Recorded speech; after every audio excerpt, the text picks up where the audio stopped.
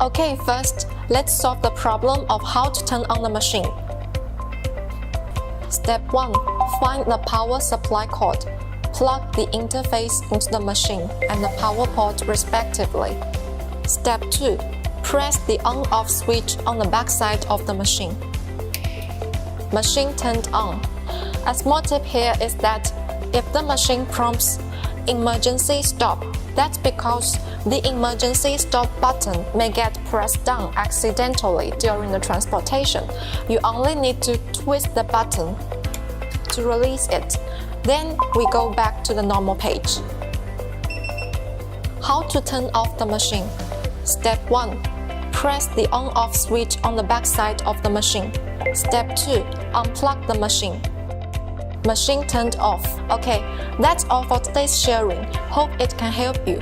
If you like our video, please click the subscribe button below to follow us. If you have any suggestion, please leave us a message. See you later.